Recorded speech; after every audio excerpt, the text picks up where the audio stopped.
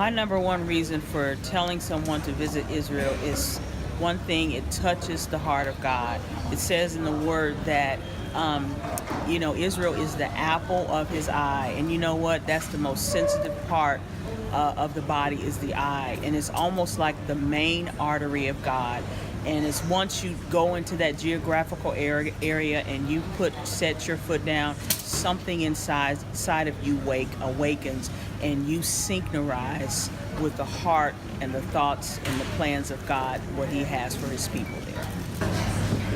The country is amazing. There's no violence here. We didn't see one bit of violence. I felt safe. I love this country. I love this country. It's beautiful. The city of Magdala, where Mary Magdalene lived and where Jesus preached, I liked that spot. There were so many favorites that it's really hard to pick, but I think that was one of my favorites. I guess for me this was just a complete life-changing experience.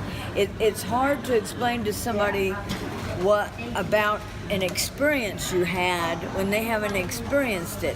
Or it's like telling about a revelation you had when they haven't had the revelation. But it was just incredible. I think one of the main things it did for me was it so expanded my mind and my heart for a true deep love for Israel and the Jewish people and the battles they've had to fight all their lives. Just encouraged me that I can go through anything.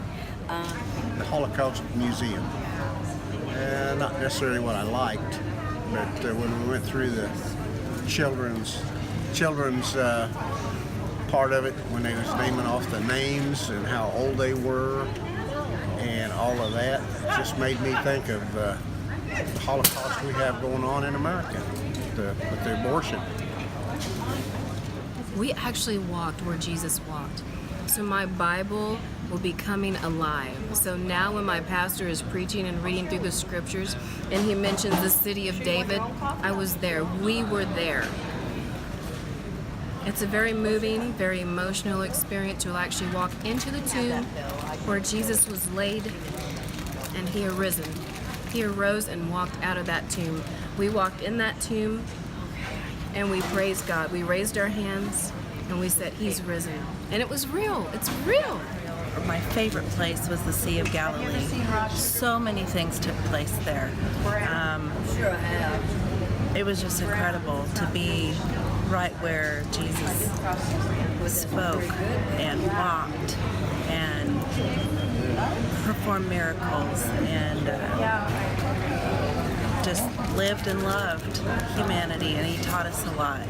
So that was a beautiful place to be.